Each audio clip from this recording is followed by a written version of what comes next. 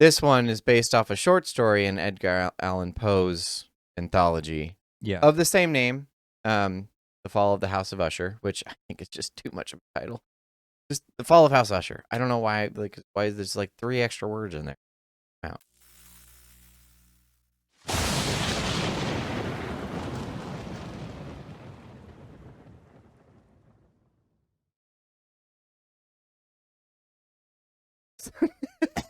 Hello, welcome to the HolmFront. I am Tyler, your host, and to my right, as always, my overly artistic friend Mitch.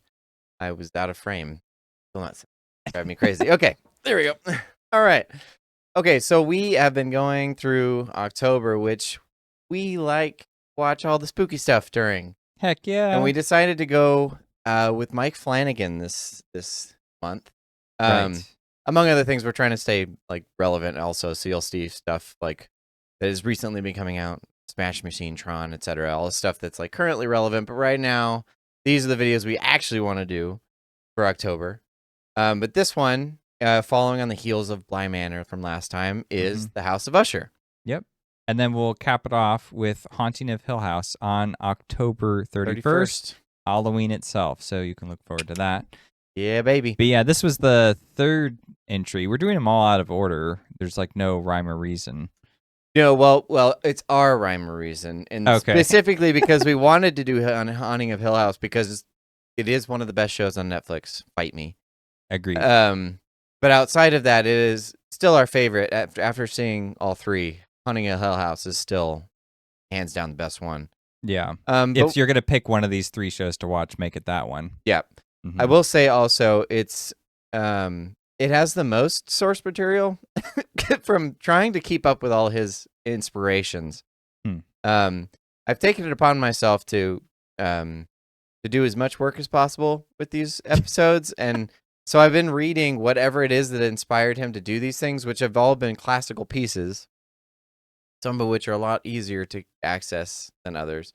Haunting of Hill House is an actual novel, so it actually has a large piece to it. This one is based off a short story in Edgar Allan Poe's anthology of the same name, The Fall of the House of Usher, which I think is just too much of a title. Just The Fall of House Usher. I don't know why. Why is there's 3 extra words in there? Wow. You don't want that extra the? It's just this is kind of like those ape movies where it's Rise of the Planet of the Apes. Right. I mean, at least that one you could justify a little bit more. Whatever. Anyway, so this one, like I said, based on a short story, which I did read, which then became a film in 1960 by Roger Corman, which then we watched. Yeah, so that's what we're going to review. Not the TV show, just the Roger Corman film, and it's great. I was going to say, it's also a Netflix show that Roger Corman made it so much more fun. Yeah, so if you don't know Roger Corman, he was a filmmaker who, kind of a strange fellow. He made a bunch of really bad B horror movies, mostly. But his whole thing was he didn't feel like movie making should be expensive, and he really pushed back against, big Hollywood and was like, no, you should just have a crew of people and, spend a few $100 and there you go, there's your movie. That's how he saw it, and you just make use of the resources that you have available to you. Do you agree with that philosophy? Because I think there's a middle ground. Yeah, I think there's a middle ground, but I think it's aspirational. I think it's really encouraging, the fact that he just had, no qualms with the quality. It's he didn't really assess the quality of his movies that much, but it didn't have to be perfect. There's a real integrity to that. And he also helped a lot of filmmakers like James Cameron and I think Ridley Scott and a few others. Yeah, I think Coppola was in there as well. I think Spielberg derives some inspiration from him, etc. So big names came from. He just seemed like someone he was like a kid at a theme park. He was just like, oh yeah, we can make that movie. Let's do it. Let's just go. And you just go make a movie because why not? He just wanted to make a movie. He didn't care. Yeah, one of his movies that he made it's like a hilarious story because I forget the name of it, but basically he finished shooting one movie but they had a weekend. He finished it a weekend early, and he was like, hey, I've got the set, I've got the crew, I've got the cameras, I got everything. I got a whole weekend. I could just make another movie. Because why not? It's gonna be terrible. So he just shoots, writes a script, shoots a whole movie in that weekend, And it doesn't make any sense. And then he has to like salvage it in post. And it's like this whole disaster of a project. But just the fact that he looked at that and said, like, I could make a whole nother movie in this weekend. So that's the guy who did the original film from 1960. Yeah. Which, to give you an idea, so I have all of Poe's works. In this is just a very, very tiny little segment. Just this big. You barely tell that there's multiple pages there. That is the fall of House of Usher. That's it right there.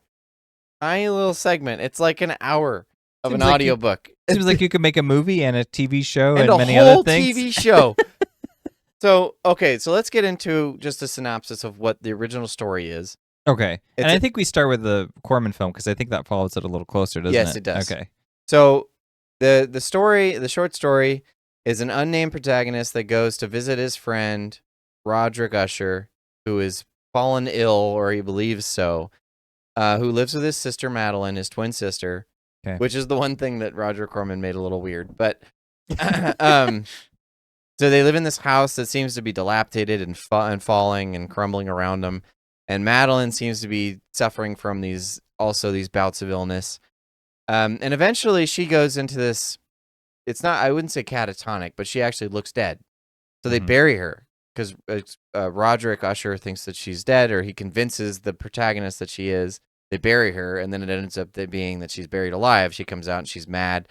And when she bursts out from the cellar or whatever, she claws her way out. Roderick Usher dies of fright. And then the house crumbles, goes into chaos. So the protagonist just witnesses the last of the bloodline of Usher, essentially. I see. So whatever symbolism is there, it's a rather straightforward, short story. Gotcha. The Roger Corman film is about I don't know the name of the guy, but the protagonist is a guy who comes in looking for Madeline's hand. Here's the thing. He's like this mid-20s kid. He comes in, he encounters the butler. Butler. Thank you. As butcher.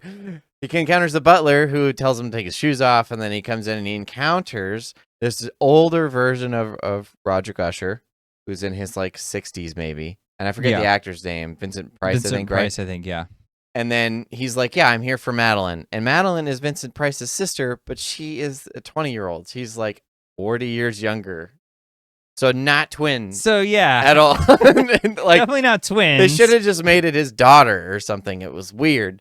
But she comes in looking fresh and make-upped up and healthy and vibrant. And he's like, look at the state of her. She can't go outside. She can't marry you. I'm like, what are you talking about? She looks fine. Yeah, picture of health, that one, but okay. So he's like, go back to bed, Madeline, please. And so it goes through this whole narrative of this guy just kind of wandering around this house and random things happening. It's a real slow-paced, not haunted super house movie. Yeah. I mean, it's a 60s haunted house movie. So exactly what you expect from that. Yeah, exactly. Whatever you're envisioning is exactly what you get. Probably I love how this movie just starts with he's on his horse and just rides up to the house. Like, that's how it begins. And the movie ends with like the house crumbling and him walking away from it. That's how it ends. So everything takes place in the house. Yep.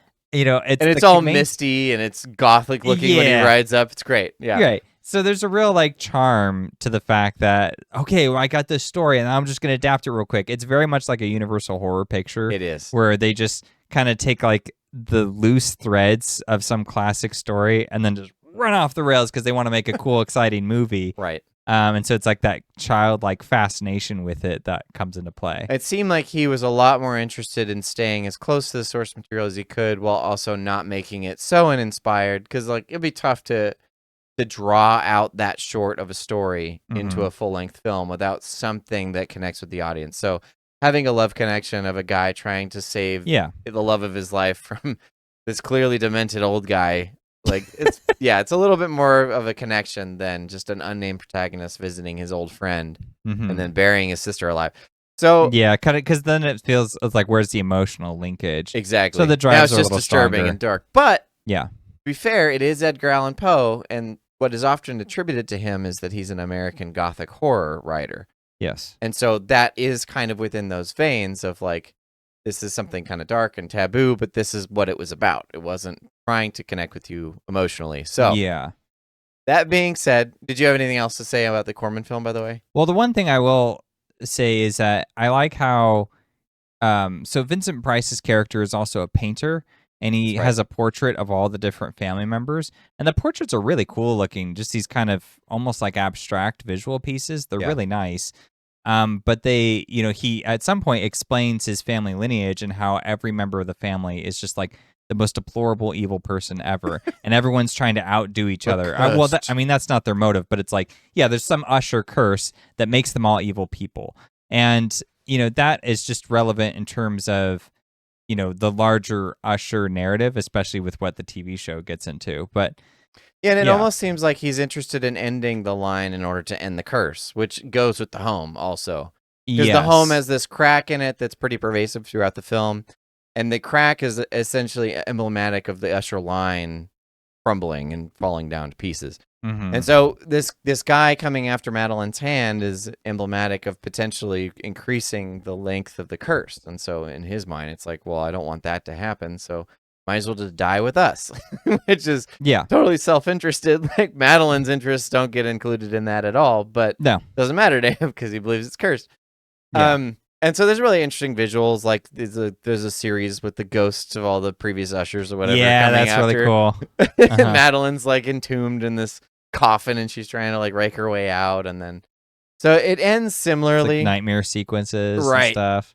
Yeah, and then it ends with both of them dying and the love interests riding away. So very, very, I don't know, it's a product of its time in some sense, but also of the source material, thankfully. Yeah, it's just a very traditional style movie. It doesn't preach. It doesn't have like ulterior motive. It's just we're adapting the story. We take a few creative liberties to make it meet a nice, comfortable runtime and to make sure the audience has enough investment. So I thought it was a pretty great adaptation, to be honest. It certainly put a lot more clarity because, like, the short story I kind of bounced off of, I was like, what are we doing? What is happening? It is a bit abstract. It's tough to follow what exactly they're trying to accomplish with it. So I was really confusing as to why it is such a source of inspiration for two, I wouldn't say Hollywood adaptations, but film adaptations. Yeah, because I feel like there's so many other Poe's works that come to warrant life. It? Yeah, that would warrant it more.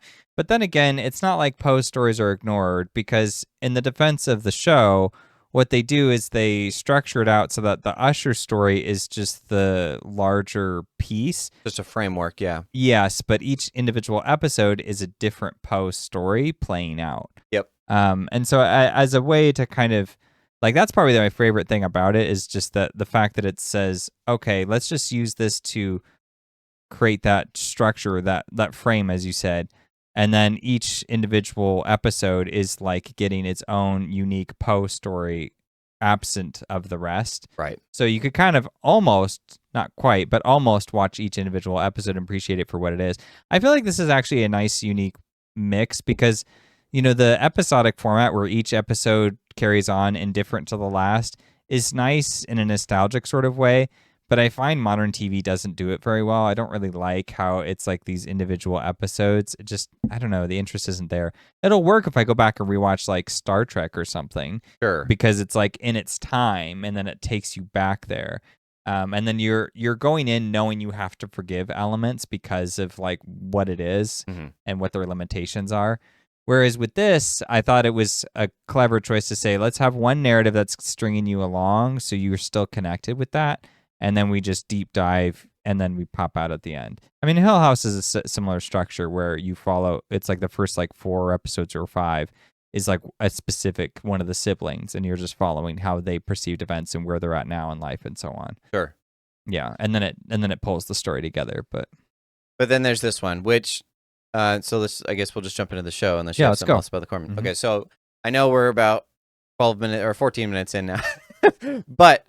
All that to give a framework as to now what came about with the show. So Mike Flanagan, he was known for a couple other things, namely Dr. Sleep, which I knew beforehand, and Hush, 2 horror films, one of which is a Stephen King adaptation from The Shining, which apparently is more faithful to the book. I've yet to read the book, so I can't say that for certain. But and then Hush, which is about, I believe, is a blind girl who's trapped in her house and she has to deal with an intruder.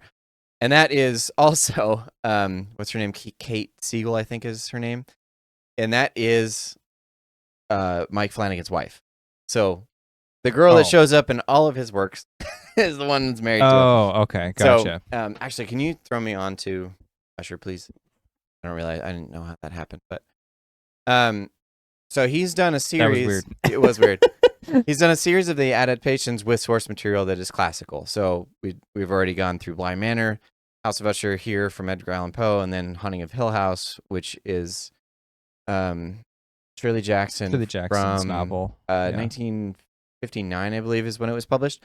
So old stuff. Yeah. Classic. But he, takes out these, and he gives these creative liberties. So with this one, because it's such a short amount of source material, and he has to give it a Netflix show, he provided that as a framework, and then it basically makes a love letter to Poe with each episode.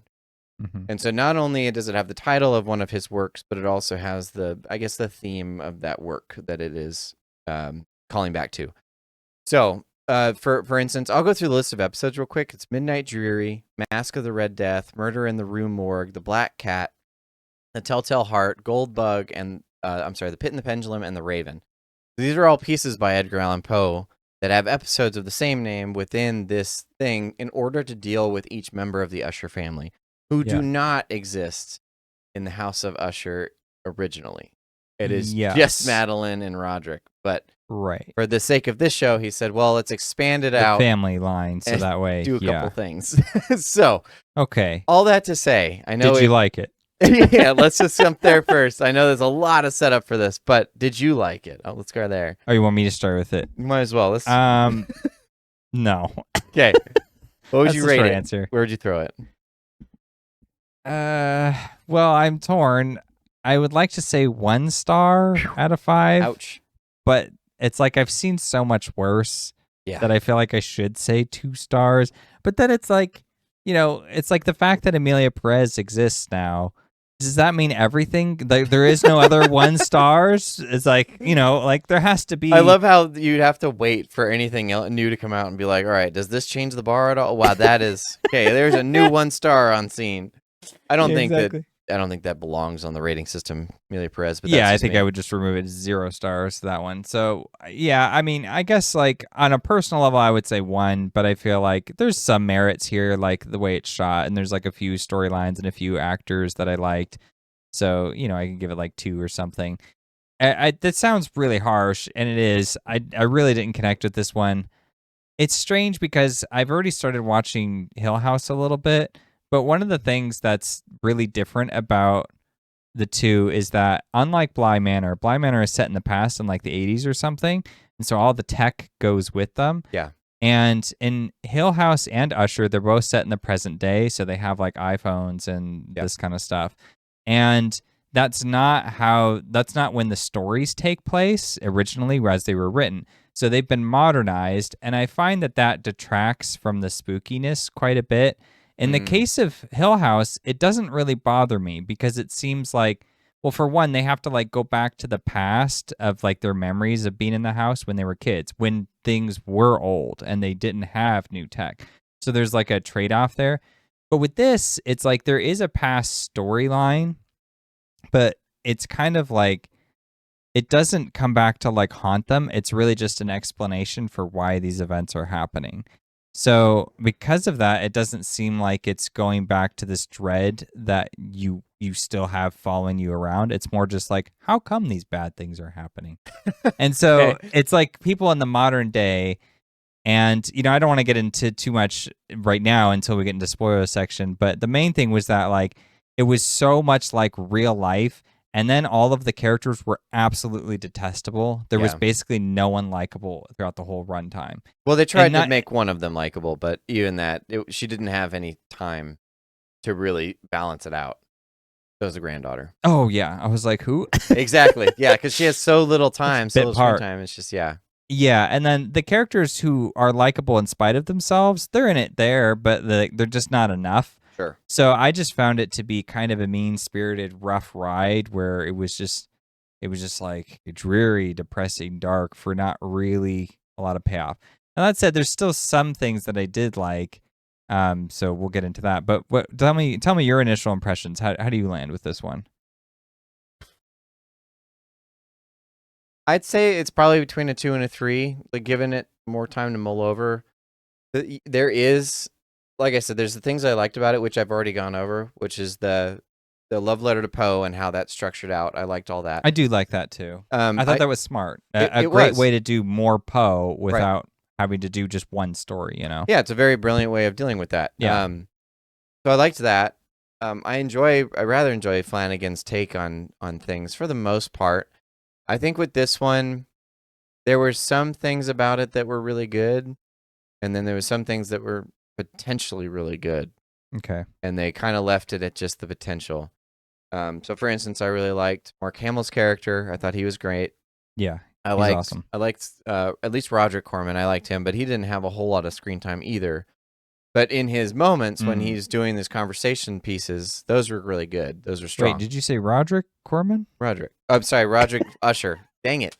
Dang it. I'm doing that again. Roderick Usher. Roger Corman, someone different. Sheesh. But yes, Roderick Usher and his conversational pieces were really good.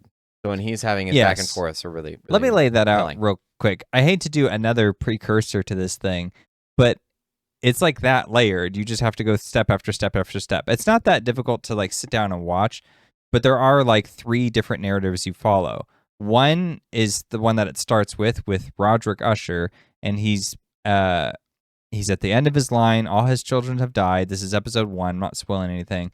And he's like, oh, like I'm just gonna come clean. So he calls this lawyer named August, and he's like, I'm just gonna give you my confession. I'm just gonna say everything. And so the 2 of them, it's revealed in their conversation that they have something of a history. And as they're talking, it's like that's one narrative you're following throughout. It's just the 2 of them in conversation. Then you have all the narratives of each individual children as you figure out how they led to their eventual deaths. And then you also have the backstory, which is when it shows how Roderick and Madeline were able to like what happened when they were kind of growing up with like their mom, and then the tragedy that befalls it, and then the crime thing that they get involved with. And then they have an interaction with August initially. So they sort of form a relationship there. So you've got those 3 things to follow through. The backstory one I thought was more or less okay, but it had some things that could have been a little stronger. The conversations between Roderick and August were good for the most part. I guess that's mostly just a connector thread, though, so it's not like enough substance. The one with the kids was fine. It's just that's the one where it really goes into the depravity of all these characters, and you're like, all right. Yeah, we didn't need that much of the depravity. Yeah. Yeah, so I will say I'd probably just land. Yeah, 2 or 3. Say 2, 2.5, whatever. You don't have to agree with me. Just say 3. Be a contrarian. I would if this was worth defending that much, but it really isn't. So, well, is there anything else we should cover before we get into spoilers? I don't think so. Unless, do you think there's anything else? Because I noticed we're having to bounce around a lot of these details, so I'd rather just open it up. Yeah, I think we'll do that now. So as for recommendations, yeah, I mean, if you've got a strong stomach, maybe you'll get something out of it, but otherwise I wouldn't recommend. Also, if you really like Poe, you might understand all the references he's making and how he's inspired by him, so you'd probably like it there, but... Yeah, if you're a big Poe fan, I would think it would be worthwhile, at least for that. Yeah. Okay, so let's jump into spoiler territory. Okay. Not going to add that sounder. I'm going to do it every time. Just because it bothers you.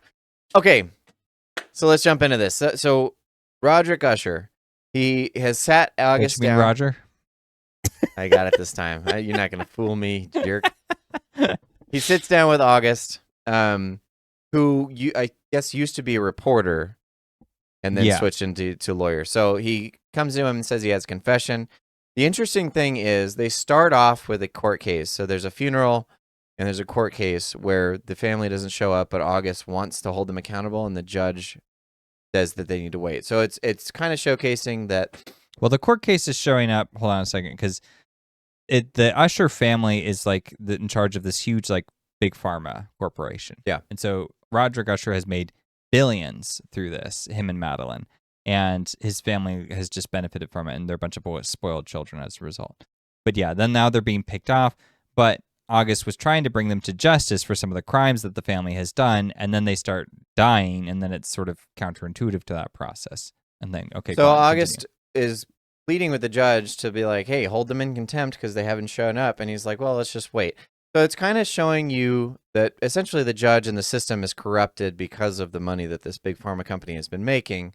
And that this one guy who seems idealistic is the one that's getting shoved to the side, or he's getting washed over. He's like trying to point out the corruption, and he's not even being heard by the system that's supposed to hear him. So it's giving commentary on a couple different levels there. But then they go into this.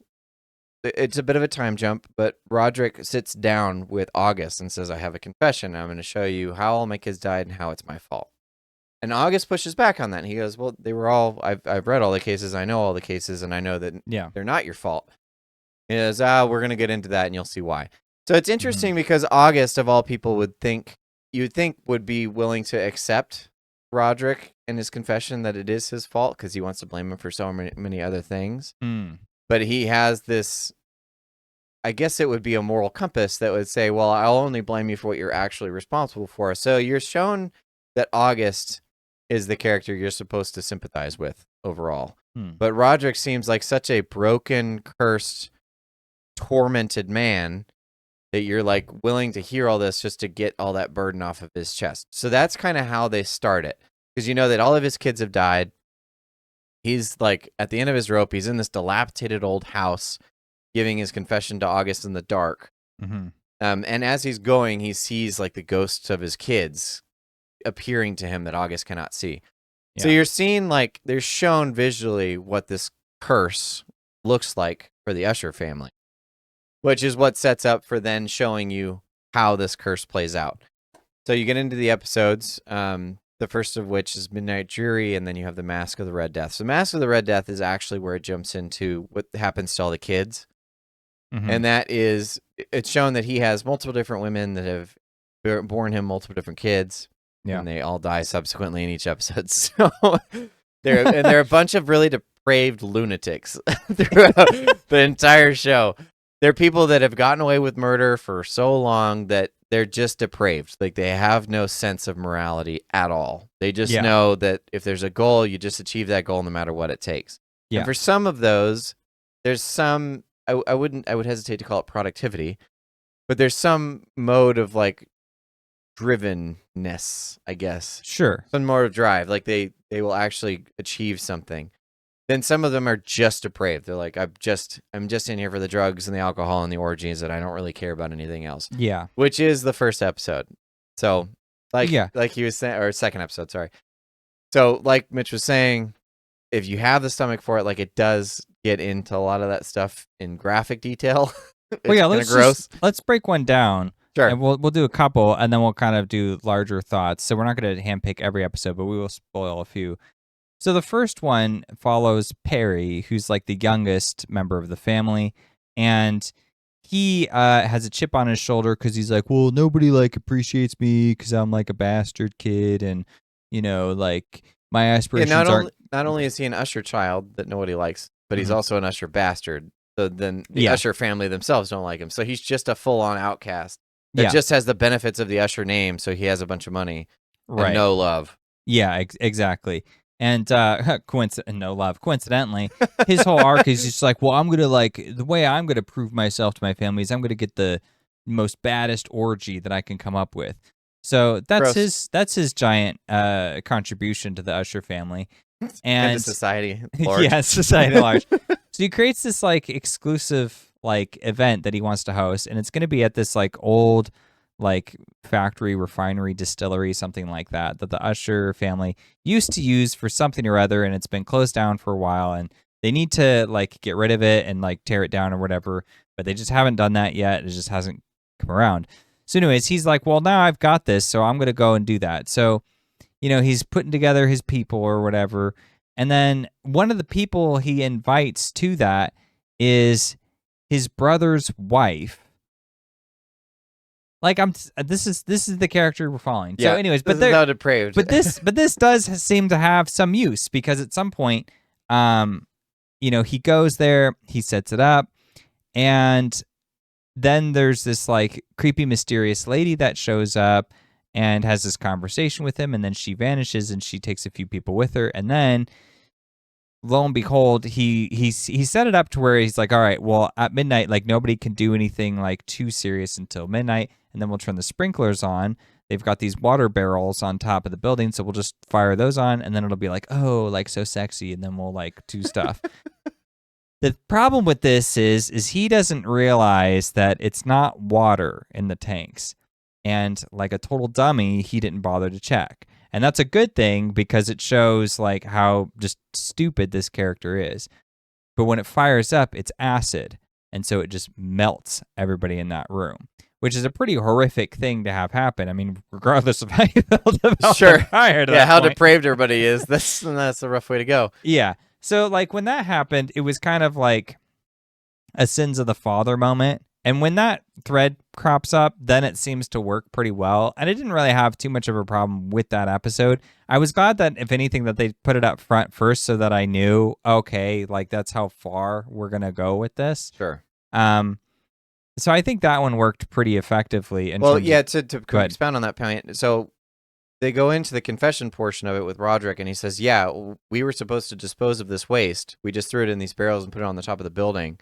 And basically forgot about him. He's like, we got so busy, we didn't dispose of these things. So Perry, thinking that it was water, just wanted to use it for his benefit. Mm-hmm. But by doing so, not only was it the sins of his father that was visited upon the son, but it was also Perry's incompetence and stupidity, and depravity that led to this outcome for multiple people. It's however many people were there. Yeah, and a bunch of other people get caught in the crossfire, right? Including his brother's wife, who's the only one to survive. So we'll get into that in a second.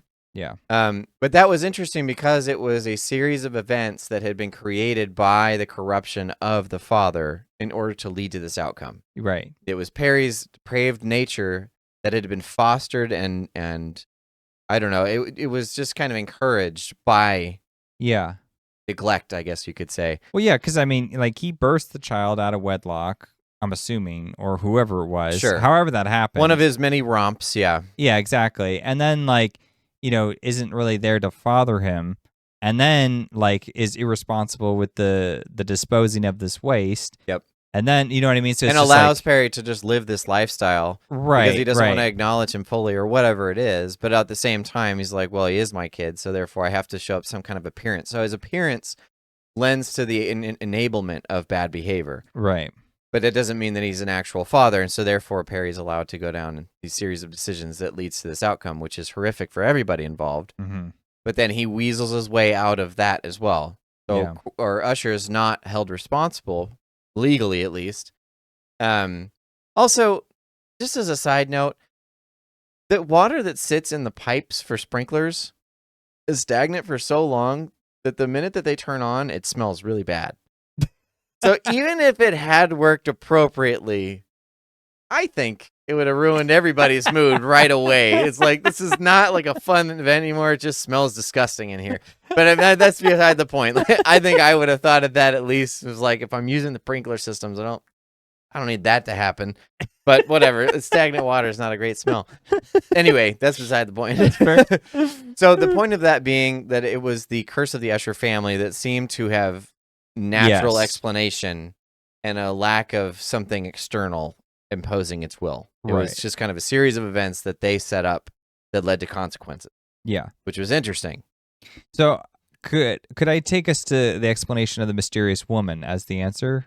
Is that all right? Well, yeah, we're in spoiler section. So I'll do that, and then we can come back to other episodes, and we'll see how she plays into this. So, because this is like major spoilers for like the last couple episodes, but you eventually find out that the reason for the curse is that Roderick and Madeline made a deal with the devil, basically. They don't call her the devil, they don't explain who she is, but more or less, it's a Faustian bargain. She offers them like wealth and riches and power more than they could ever want, but the exchange is that once they've had their fill, then once the two of them are going to die, the entire Usher line is going to go with them. Right. the whole house will fall, as she puts Well, it. I think it was once Roderick dies, then everyone else dies, including Madeline, including his offspring. The entire bloodline is wiped out at the same time. Yeah, and she kind of, she doesn't reveal the exact nuances of how that will happen, but essentially, as we discover, is they're going to die right before he does. So he has to experience the death of all of his children and the entire empire that he had created. So the thing with that is that they don't really handle that scene well enough. The two of them it's like a New Year's event, and the two of them are just talking to her at a bar. She's a bartender, and she makes this offer to them, and it's so blatant. She's just like, well, what if I could offer you power or whatever? She barely presents it as a hypothetical. Yeah. Because she's, this actual evil entity, which is fine. But the fact that they respond as if she's not an evil entity. Because I think I'd have been like, whoa, what did you just say to me? Yeah, wait a minute, what are you? I think I'm going to go to the bathroom and then get out of there. Yeah. Because they're both shown to be people that probably wouldn't have accepted that as a reality. But they kind of just go along with everything she's saying. And I understand that they do it at a weak moment where they're both pretty on edge, and so they're willing to just stay in the environment in order to be seen and have some kind of alibi from something they just did. Yeah. So there's all that surrounds it, but it really I didn't buy either the fact that they would accept her and her word on that stuff, especially given the nature of the deal. I understand the depravity it's trying to present. It's like these people are so heinous that they don't care if all of their children die with them when they die, because it's all about them. It's about the power they can achieve regardless. Right. But they don't care about that. They just care, well, if I get more powerful, even if that means that all my kids go with me when I go, who cares? Yeah. So I got what they were trying to say, but it seemed like that was one of the more ham-fisted things that Flanagan was trying to push into the show for the inspiration of Poe. That rhymed and I didn't like it. Just for having some kind of inspiration there without necessarily fleshing it out as well as some of the other aspects that he had in the show. But yeah, because I could have dealt with her providing some example to prove or something like that. Sure. Or maybe I don't know, maybe they are visibly a little bit drunk, right?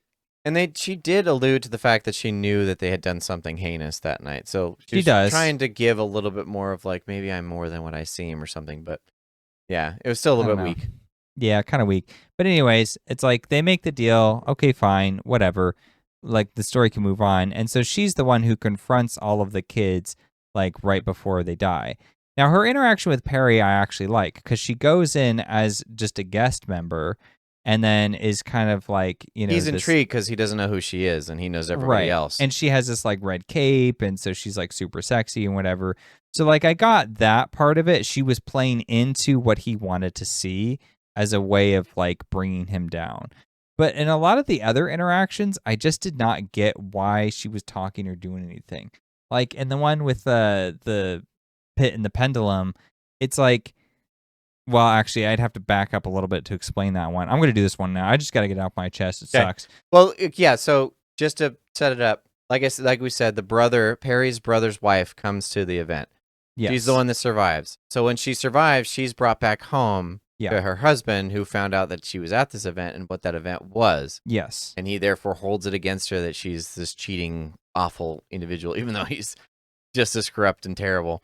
Yeah, because he's depicted as just the worst human being ever. And that's really saying something in this particular show. That's fair. But okay, so his wife, I get it. All right. So she goes out and does this thing, but then it's she just got melted. And now she's in a hospital bed. She's just wrapped up like a mummy, and she's just yeah, she can't breathe. She can't eat on her own. She's just confined to this bed. Right. To the worst hell imaginable. Right. It's this woman her life is just destroyed completely and utterly. There's no salvaging it at this point. It's just going to be a matter of getting it to where you can sustain and get through every day. Sure. That's it. That's all we can hope for now. And he sees it upon himself to torture her even more. And so he takes pictures of her at her wedding and stuff, at their wedding, and just posts all these pictures all over her room, and then badgers her, and then he's filling her full of drugs and stuff. And I'm just is this necessary? Like, jeez. It's just like, well, you haven't suffered enough. I'm like, okay. And then he like rips out a tooth. He rips out all of her teeth. Oh, was it all of them? Yeah. Oh my gosh. Jeez. Yeah, so he goes up and he's like, you know what it was? Because, you know, he had all these, because he's an usher, so he had all these women that were interested in him. Mm-hmm. He's like, I just kind of got used to the attention because everybody wanted me for my money and I would reject them. He's like, you came up and you were sincere and it was your smile I fell in love with. And he's like, you tried to give that away, so I'm going to take it out. And he like pulls out all of her teeth. And I was like, my gosh. It was rough. It was a lot. I was like, this is just unnecessarily mean. Yeah, I mean, to be fair, like they don't show him pulling the teeth that much, but you know it's happening and you're just following this out the whole episode. You're like, oh my gosh. So anyways, then we get to the point where it's finally we're going to enact some kind of righteous revenge. And what happens is by drugging her up, he was giving her something that would like paralyze her so she can't resist so he could pull her teeth out, right? But as he's doing this, he's like snorting up, coke or whatever. Yeah. So what happens is he accidentally puts the paralysis one in his takeaway. Yeah. And so then when he goes out, he's going to go demolish that building finally. This is like much later. He goes out and he snorts up when he's inside and then goes into total paralysis. And now the building's coming down. So initially, you're thinking to yourself, well, that sounds good, right? I mean, what he used to torture her is now being used to torture him. His own incompetence and ineptitude is now going to destroy him. Except that's not what happens. Because what happens is the spooky devil lady, she shows up and like whispers like some magic spell to him to like get him to put the paralysis in his own jar. So she manipulated the situation.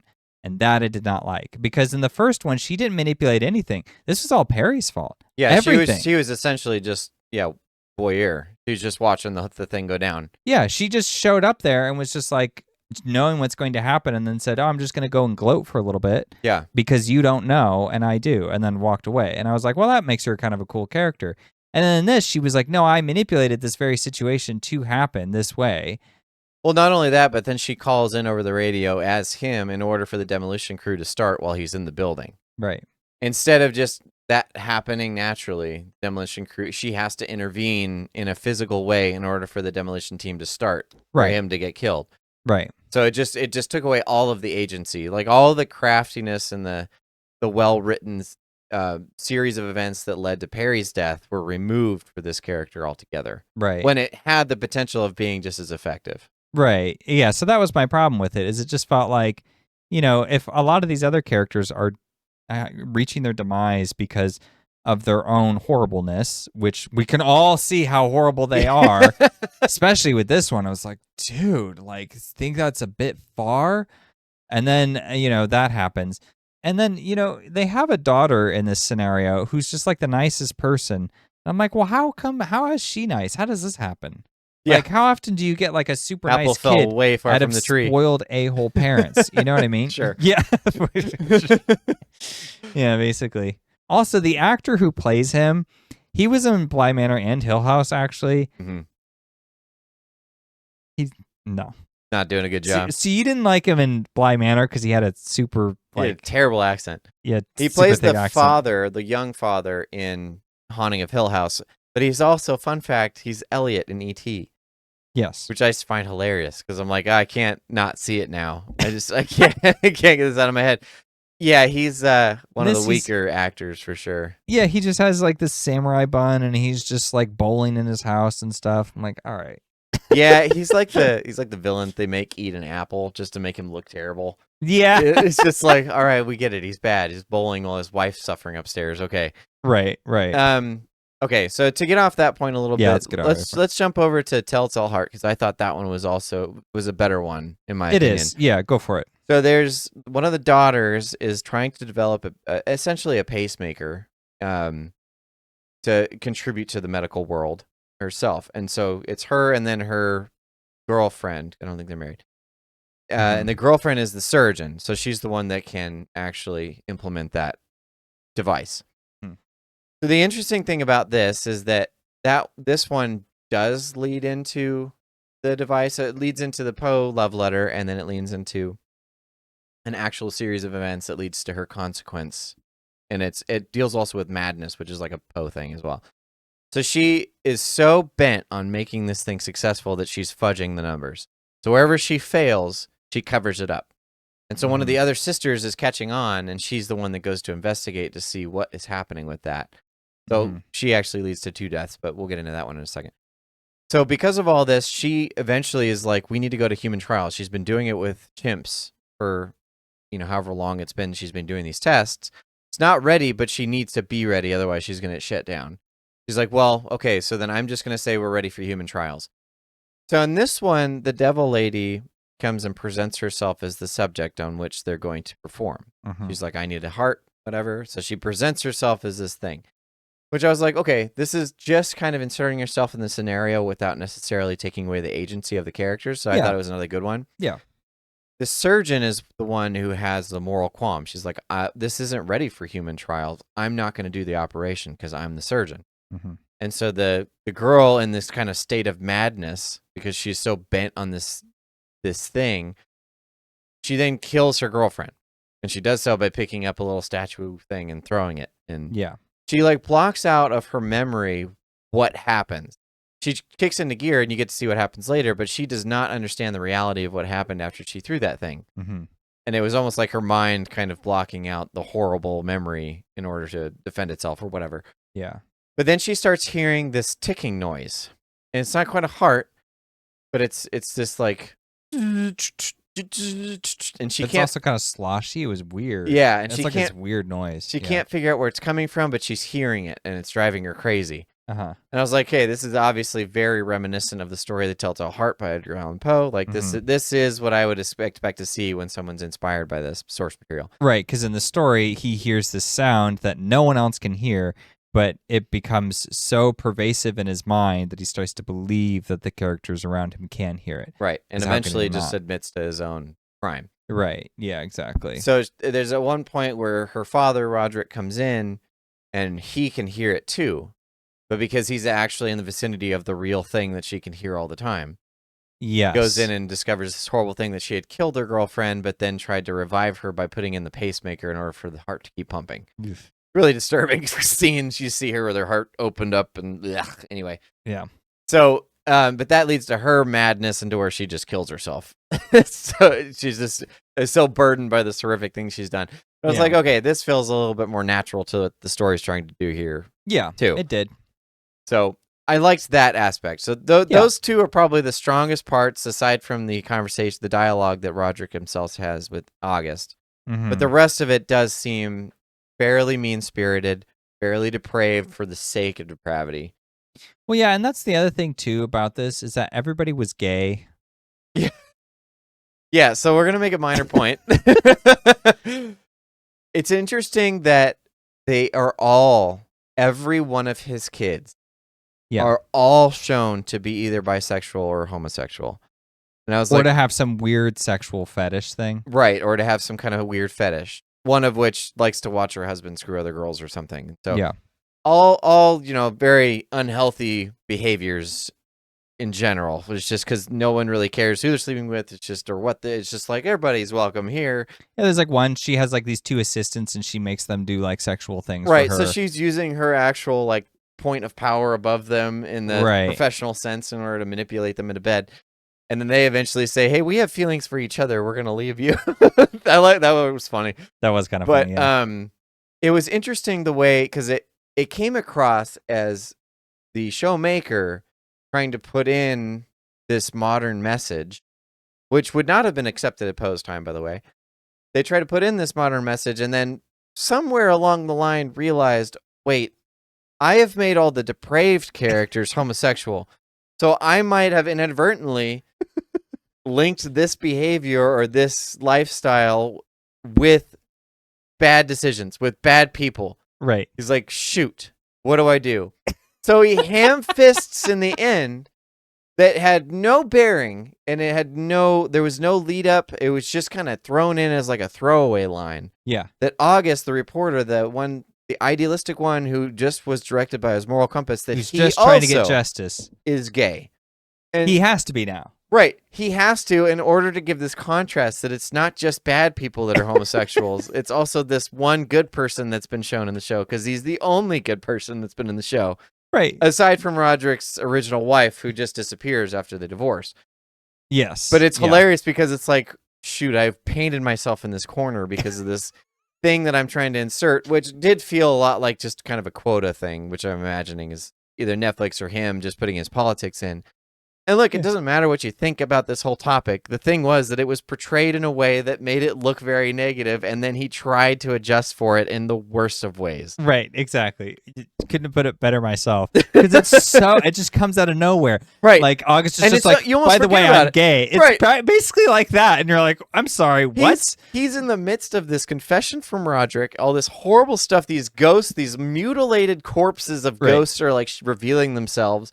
So you're dealing with all this information, and then all of a sudden he just stands up. He's like, I'm going to go home to my husband and kids. That's all you get. That's it. You don't ever see them. What? You don't ever get to know that he's gay. You just know that that's the one line you're going to get. Just like, oh, yes, so there's some good people that are gay, too. And it's like, dude, you've done a horrible job of like showing whatever representation or whatever. Yeah, whatever that was where you were supposed to go with that just did not land whatsoever. Yeah, it was just so ridiculous because, I mean, that's the thing about August is he's a black man who is... He came up in like the 70s. In the 70s. As a reporter, so he already had some trouble. Right, and so like, you know, he's not unfamiliar with catching heat for being just who he is, right? Sure. But he's like, the actor who plays him is great, by the way, both the young version and the old version. Agreed. But the young version is like so like determined to just like go after justice, and he's like, that's it at all costs. And he's like so in tune with like people like deserve to have like, you know, got to protect like families and stuff. And then it's just weird that he would like pivot and have this completely contrasting lifestyle. Because now you're just like, well, how does that match up? And it's like, oh, it's just a thing. It's like, you mean like everyone else was just a thing when there's clearly a theme that links all of them together, and it's that they're terrible human beings? Yeah. Was it their depravity or was it something else, since August has it too?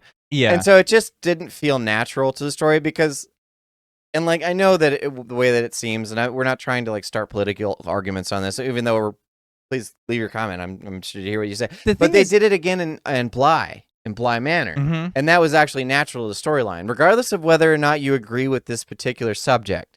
Yeah, it fit with the storyline. Right. There was a gay couple in that, but it was just a seamless thing. We didn't even talk about it because it was like we had kind of gone through most of the stories. We're like, all right, we'll leave that one for the rest. But there was really nothing to say. Like, other than that, it was just an effective relationship. They just built up both characters, showed how they connected, and then moved on, and that was fine.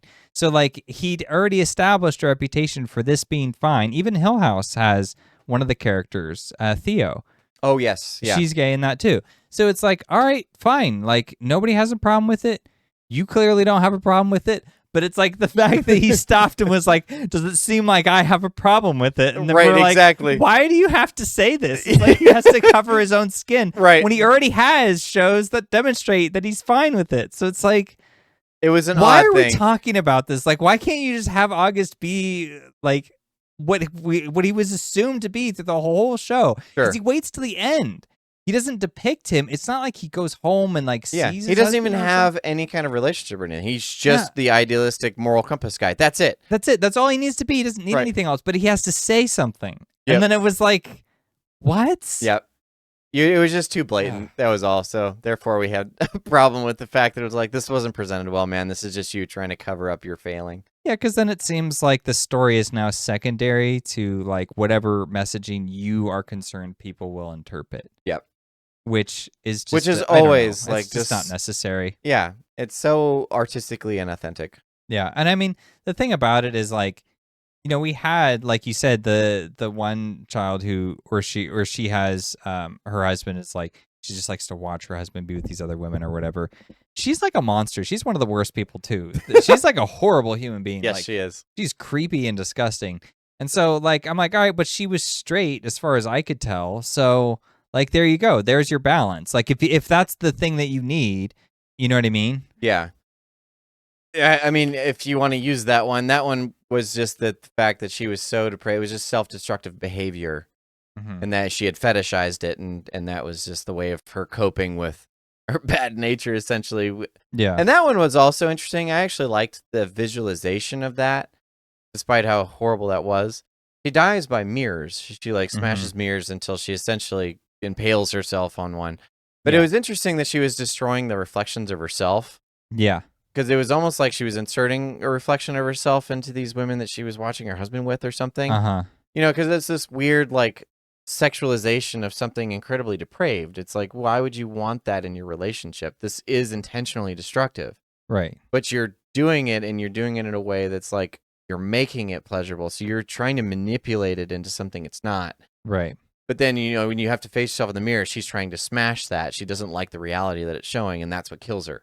Yeah. I was like, okay, another decent love letter to Poe that it resolves itself in an interesting way, because it just ends up killing herself because she was trying to smash the reflection. Yeah, and I like the idea of the kind of voyeurism that she wanted to maintain, whereas like a mirror is the antithesis of that, because the mirror is like you looking at you, and so she's like, well, that's the last thing I want to see. Is the last thing I want is to be involved in any way with this stuff. Sure. So I just want to be perceiving it from like behind the glass, basically. Right. Yep. And you know, the fact that that veil's coming down is a real problem for her. So much so that it's her demise. Yeah. So I will say, overall, it's a mixture of good and bad. He clearly is a capable writer, and he's clearly someone that understands the work of Poe and how to implement that into storytelling. But it seemed like there were certain things that were kind of hindering him, whether they be outside entities, corporate, Netflix shills, or whatever, or whether it's his own sense of politics where he's like, oh, I've got to express this in a certain way, but I don't have any way of doing that because all of my characters suck. So I've got to contrast that with one person that doesn't. And so it just, like I said, it seemed really blatant, and it didn't seem authentic. It didn't seem like he was trying to tell a story for the story's sake. It seemed like he was just like, where can I fit this? And he just kind of shoved it in wherever it did. Yeah.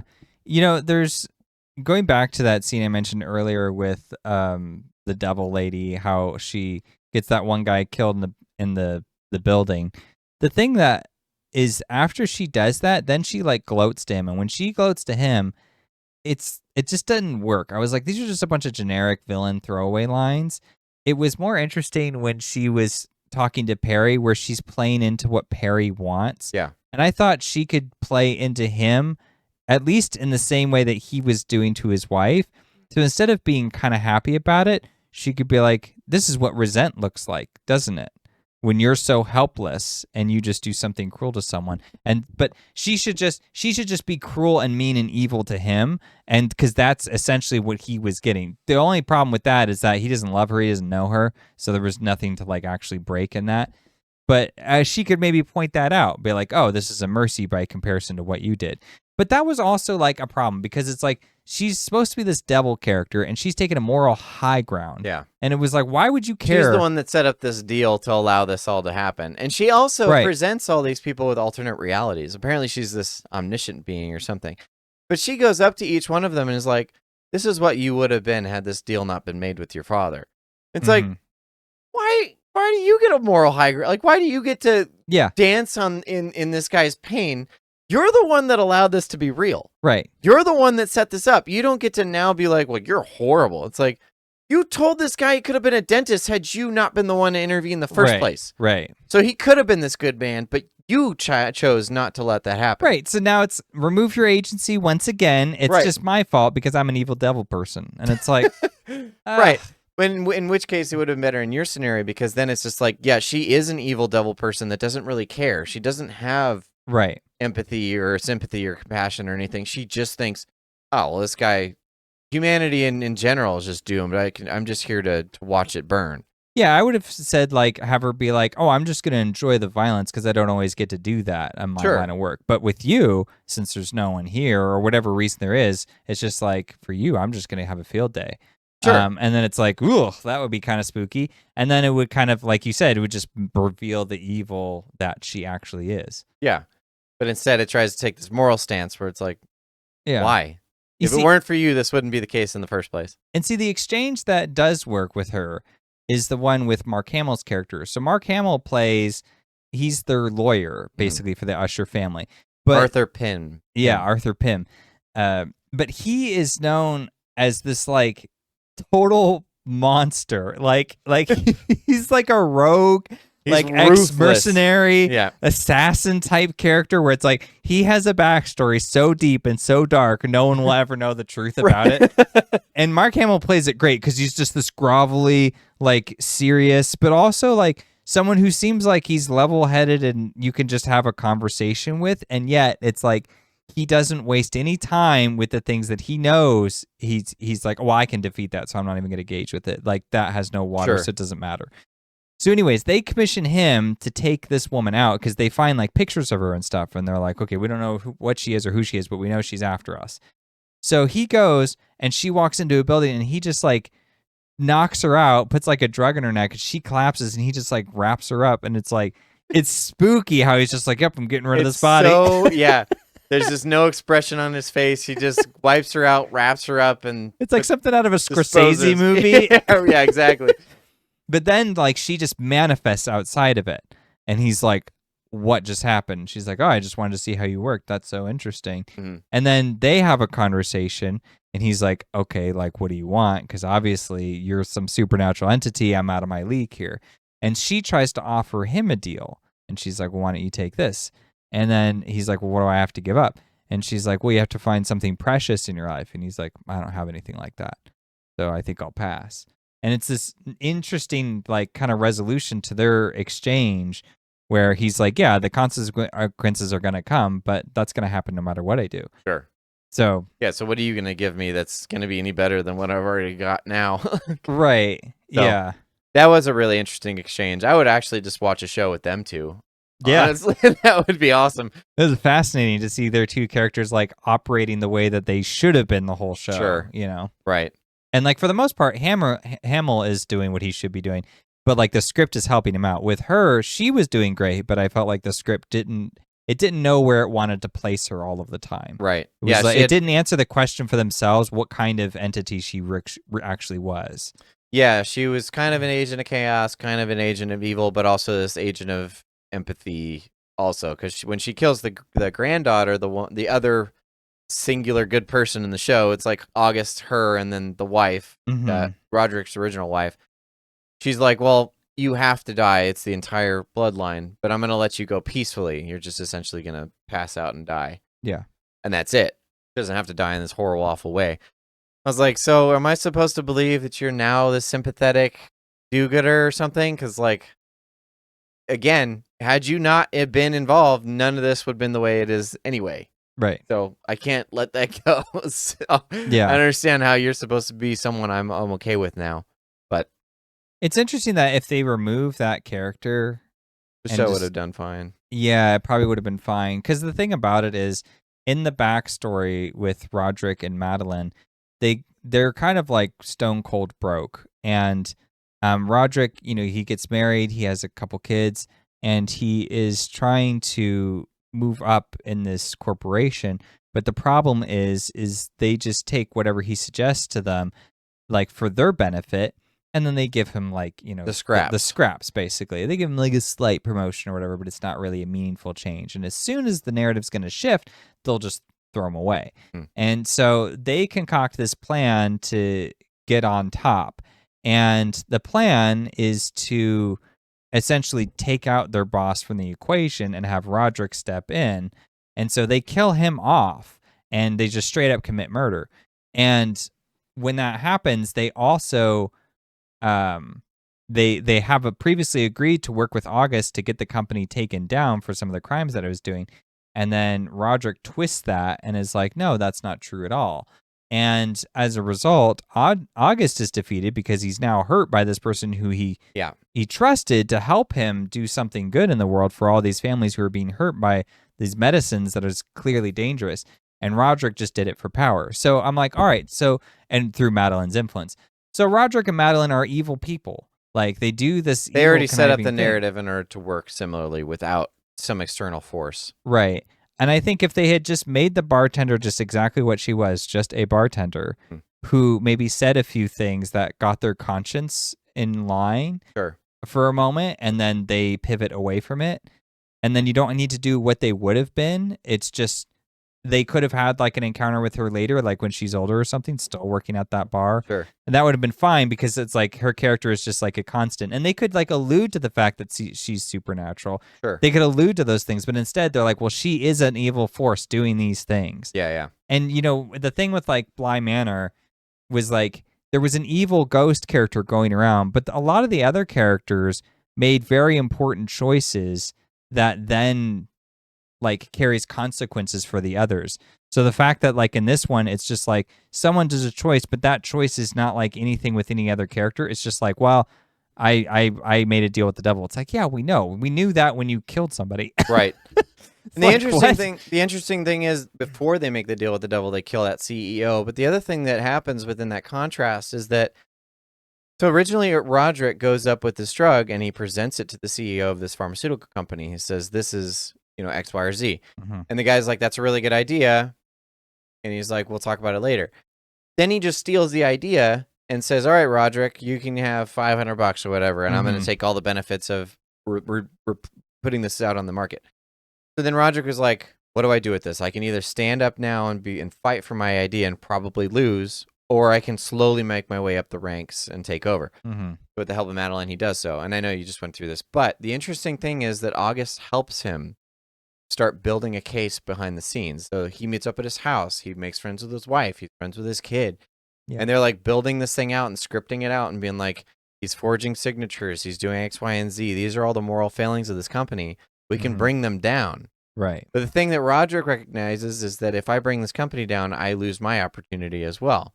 Yeah. So he does the exact same thing that the CEO did to him to August.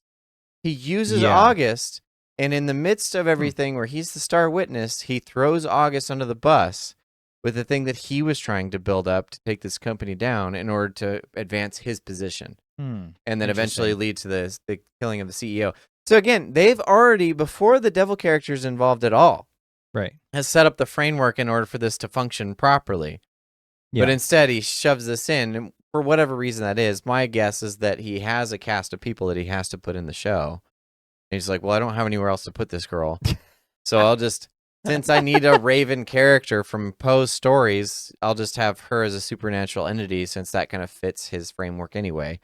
And it's not a terrible thing to think. Like, I like the thought process, but the outcome was unfortunately, it just decreased the merit of the show as it was trying to be, unfortunately.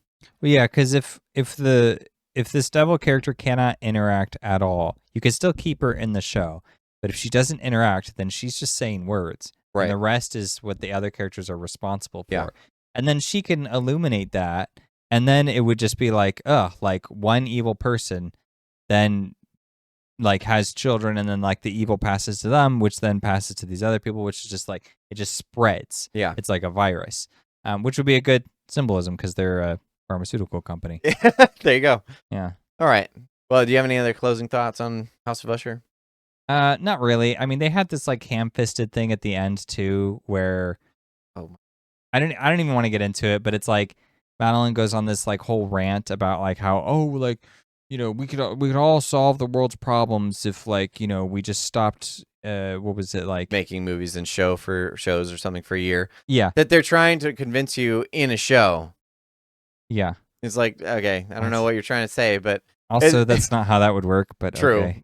Because it's like the whole matter is organization and like actually being able to carry it out. Well, let's say that is possible. The whole point is that you have external factors, namely humanity, right? Which you're going to have a mixed bag of. You don't have everybody working towards a common goal, or you don't have everybody understanding good as a common thing. Like everyone has different perceptions of that, and so they're not gonna achieve that. Like that, money, resources, all that stuff is going to go in different directions. Not going to all be put towards. Now, everyone's not going to just come out of a coma if stuff stops getting made in that way. Yeah. In order for them to just solve all the world's problems. Right, exactly. There's not going to be perfect solutions, unfortunately. There might make some progress, sure. But it was this weird, like, disconnected message that they just tried to throw in, coming from a person who is corrupt and depraved. It's like, again, wrong messenger. keep doing Like this. the epitome of the show. Right, It's exactly. like all the messengers were just whack. It's like, what is going on? Contradictory would be the best way to Makes no sense. describe this show. Did he have an excuse with the one sibling who's gay who gets killed by the cat? Because he was Well, I guess he was technically bi, but he was he really a terrible person? I mean, Not really. He wasn't great, but he wasn't. He was more like whatever. I mean, he was like a cheater and stuff, like oh yeah, there was hiding a that significant other or something. But aside from that, no, he just dies by a cat. That's it. So there you go. You had that guy. He wasn't that bad. Jeez.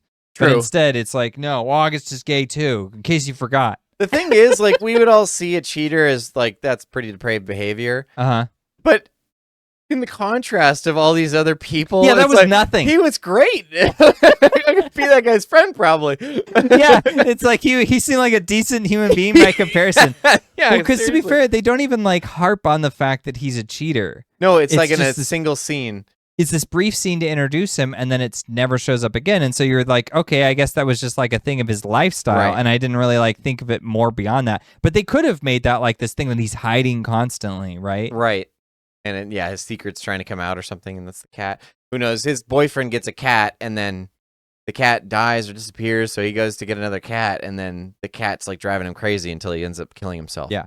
And the woman who sells them the cat is, of course, the devil lady. And that, again, it's like, that's fine for her to do something like that, where she's kind of ghostly. It's like, she just kind of enables you. But he would have gotten a cat from wherever. You know what I mean? It's like, they would have found this anyways. It's like, she was like, it was me, but it wasn't really me. I just got to be involved. Yeah, exactly. But yeah, again, it's hilarious that we're justifying him because of the contrast. Well, I just thought of it because I forgot about him, and then I was like, wait a minute, he wasn't that bad. What's he? But it's like, what's the standard Forgettable here? would be the way to describe that character. Sure. Yeah, completely so. Okay. Well, I got nothing left. That's fair. Neither do I. We bashed on this show enough, I think. Yeah. Anyway, all that to say, go watch Hill House. That was the great show. That is the standard. And we will be talking about spoilers of Hill House on Halloween. October 31st. Join us there. Thank you for watching.